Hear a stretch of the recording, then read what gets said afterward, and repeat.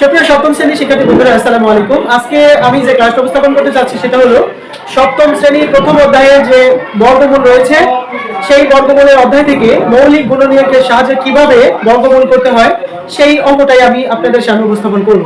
তো এখানে আপনারা দেখতে পাচ্ছেন 16 অর্থাৎ মৌলিক গুণনীয়কের সাহায্যে বর্গমূল, 16 এর মৌলিক গুণনীয়কের সাহায্যে বর্গমূল আমরা করব। তো প্রথমত আমি লিখব এখানে আপনারা এভাবে লিখবেন, এখানে 16 এর গুণনীয়ক, গুণনীয়ক 16 এর গুণনীয়ক সমান, আপনারা 16 এর গুণনীয়ক কিভাবে বের করবেন? এই পাশে আসেন 16। আচ্ছা, প্রথমে আপনি 16 কে 1 দ্বারা ভাগ করলে 16 কে 16 হয়, আমরা 1 দিয়ে দিব না। 1 এর চেয়ে বড় সংখ্যা কত বলেন তো? 2। যেহেতু এটা জোড় সংখ্যা, 16 একটা জোড় সংখ্যা, তাহলে আমরা প্রথমে 2 দিয়ে ভাগ দেব। দেখেন 2 দিয়ে ভাগ করা যায় 8 দুগুণে 16, আবারও 2 দিয়ে ভাগ করা যায় 4 দুগুণে 8, আবারও 2 দিয়ে ভাগ করা যায় 2 দুগুণে কত? 4, 2 দুগুণে কত? 4। এখন আপনারা দেখতে পাচ্ছেন এখানে 1টা 2টা 3টা 4টা 2 বের হয়েছে। কয়টা 2 বের হয়েছে? 4টা। দেখতে পাচ্ছেন এখানে টোটাল 4টা 2 বের হয়েছে।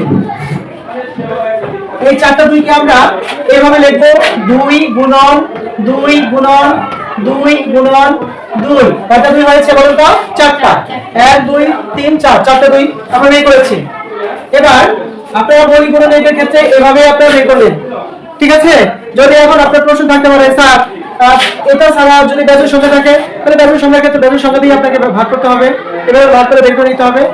তাহলে এবার এই যে দেখতে পাচ্ছেন 2, আমি প্রতি জোড়ায় 2টা করে নেব। এই 2 2 2টা নিলাম, বুঝতে পারছেন?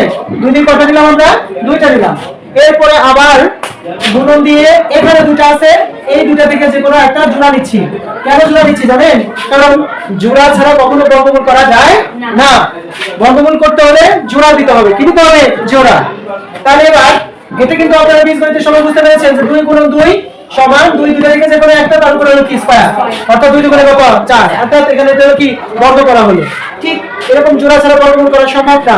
এবার বলেন তো এখানে 2, এই 2 যে আমরা লিখলাম, এখানে 2 দুগুণে কত হবে বলেন তো? 4 হবে। তার মানে এই 2টা 2 দিকে আমরা এখন একটা 2 কমন নিব।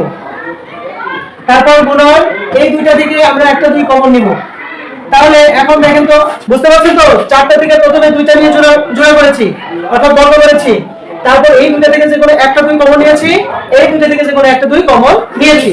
তাহলে এবার নিচে যে 2টা 2 গুণ আকারে আছে, এই 2টা 2 গুণ করলে কত বের হবে বলেন তো? 4। 2 দুগুণে কত? 4। এই যে আমরা 2 দুগুণে 4 বের করলাম, তার মানে 16 এর গুণনীয়ক কি এইভাবে বের করে এটা আমরা বর্গ বের করলাম কত? 4। বর্গ বের করলাম কত? 4। তাহলে আমরা লিখি সুতরাং 16 এর বর্গ 16 এর বর্গ সমান, এখানে রুট দিতে হবে। বর্গ মানে কি? রুট 16। এখানে লিখলাম 16 সমান, নিচে সমান দিয়ে 16 কে বর্গ করলে কত বের হবে? 4। অর্থাৎ 16 এর বর্গ হলো কত? 4।